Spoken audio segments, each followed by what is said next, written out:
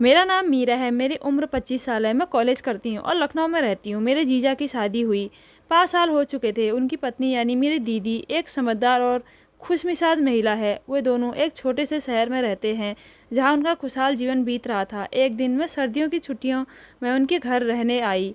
मैं शहर में पढ़ाई कर रही थी, लेकिन मेरी मासूमियत और खिलखिलाती हंसी में अभी भी गाँव की ताजगी थी। मेरा वहाँ आना मेरे जीजा जी और मेरी दीदी दोनों के लिए एक नया ताजगी भरा अनुभव था। जीजाजी को मेरा चंचल और नटखट अंदाज हंसने पर मजबूर कर देता।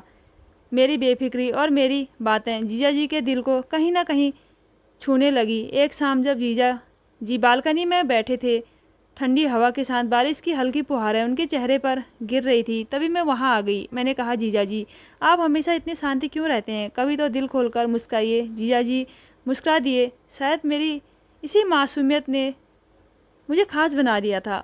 वह रात की बातें, ठंडी हवा, कुछ था जो जीजा जी को बदल रहा था, लेकिन यह बदलती भावनाएं उन्हें कहीं ना कहीं उलझन में डाल रही थी। वह अपने मन की बात किसी से नहीं कह सकते थे। अगली सुबह घर में हलचल का माहौल था। दीदी ने नाश्ता तैयार किया और मैं उनकी मदद करने लगी। अचानक जीजा जी की नज़र मुझ पर पड़ी जब मैंने हल्के नीले रंग की सूती सूट पहनी जो उन्हें और भी आकर्षित कर रही थी। तो जीजा जी बोले, तुम सुबह सुबह इतनी चुलबुली कैसे हो सकती हो? उन्होंने मुस्कुराते हुए पूछा। मैंने हल्की शरारत भरी नज़रों से उन्हें देखा। क्यों जीजा जी, आपको मेरी हंसी अच्छी नहीं लगती क्या? नहीं, ऐसी बात नहीं है, उन्होंने थोड़ा असमंजस में कहा। तुम्हारी हंसी में वह है जो शायद इस घर में कमी थी। उनकी ये बात ने मेरे दिल को कहीं ना कहीं छू लिया। मैं समझ नहीं पा रही थी कि यह मैसेज तारीफ थी या कुछ और। रात को हम सब छत पर बैठे थे। चांदनी रात थी, ठंडी हवा चल रही थी, तो तारे जैसे किसी अनकही राज की गवाही दे रहे थे। मैं जीजा जी के बगल में बैठी थी और दीदी हमसे कुछ दूरी पर अपने मोबाइल में व्यस्त थी। जीजा जी बोले, तुम्हें पता है, तुम्हारे आने से यह घर और भी हंसता खेलता खिलखिलाने लगा है, उन्होंने धीमी आवाज़ में कहा। मेरे दिल की धड़कन तेज हो गई। मैंने उनकी ओर देखा। उनकी आंखों में एक अलग सी चमक थी। वह पल, वह एहसास कुछ था जो हमें और करीब ला रहा था। कुछ दिन बाद बीत गए। दीदी की व्यस्तता बढ़ती जा रही थी और इस बीच में और जीजाजी और भी करीब आने लगे। एक दिन मैं रसोई में कुछ बना रही थी। उन्होंने पीछे से आकर कहा, क्या मैं मदद कर दूं?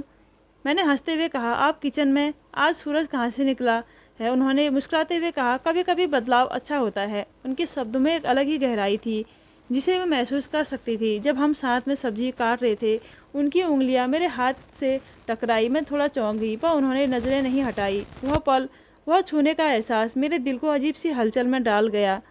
रात को मैं अपने कमरे में बैठी थी। दिल में एक अजीब सी बेचैनी थी। मैं सोचने लगी, यह क्या हो रहा है? क्या मेरे दिल में जीजा जी के लिए कुछ और भी भावनाएं पनप रही है? अगले दिन हम सब पिकनिक पर गए। जंगल के रास्ते में जाना था। कलकल और पत्तों की सरसराहट के बीच हमारे दिलों की धड़कनें और तेज हो गई। जीजा जी का मेरे करीब आना, उनकी नज़रों का मेरे चेहरे पर टिक जाना, यह सब कुछ नया था, कुछ अलग था। पिकनिक के बाद मैं और जीजा जी और भी करीब आ गए। हमारी नज़रों में झिझक नहीं रही। एक रात जब सभी सो रहे थे, मैं बालकनी में खड़ी थी। चाँद की हल्की रोशनी मेरे चेहरे पर पड़ रही थी। तभी जीजा जी भी आ गए। उन्होंने धीरे से पूछा, तुम सोई नहीं? मैं बोली, नहीं, नींद नहीं आ रही थी, मैंने हल्की मुस्कान के साथ कहा। वह पास आए और मेरे करीब खड़े हो गए। उनकी नज़रें मेरे चेहरे पर थी। कुछ पलों की खामोशी के बाद उन्होंने कहा, तुम्हारे बिना यह घर सूना लगेगा जब तुम वापस जाओगी। मेरे दिल की धड़कन तेज हो गई। मैंने उनकी ओर देखा। उनकी आंखों में वह कशिश थी जो मेरे दिल को बेचैन कर रही थी। मैं चाह कर भी कुछ नहीं बोल पाई। तभी एक हल्की हवा का झोंका आया। मेरे बाल उड़कर उनके चेहरे पर टकराए। उन्होंने अपने हाथों से मेरे बालों को पीछे किया और हमारी नज़रों का मिलन, वह एक अनकहा वादा था। उस रात के बाद में हमारी खामोशियाँ और भी गहराती गई। जीजा जी का मेरे करीब आना, उनकी धीमी आवाज़ में बातें करना मेरे दिल को और भी बेचैन कर रहा था। एक दिन जब दीदी घर पर नहीं थी, हम दोनों अकेले थे, तब जीजा जी मेरे करीब आ गई और मेरे माथे पे हल्का सा किस किया और फिर शारीरिक सुख की मांग करने लगे। मैं भी मना नहीं कर पाई। फिर जीजा जी बोले, तुम्हें मेरे बिना कैसा लगेगा? उन्हें सीधा सवाल किया। मैं चुप हो गई। मेरे दिल में तूफान था, बस उनकी ओर देखी रही। हमारी नज़रों का मिलन एक अधूरी मोहब्बत की दास्तां को बयां कर रहा था, लेकिन यह खामोश मोहब्बत कब तक चल सकती थी? दीदी ने भी धीरे धीरे हम दोनों के बदले हुए व्यवहार को महसूस करना शुरू कर दिया था। एक दिन जब मैं और जीजा जी अकेले बैठे थे, तो दीदी अचानक कमरे में आई और हमारे बीच की नज़दीकियों को देखकर चौंक गई। उनकी आंखों में शक और दर्द का साया था।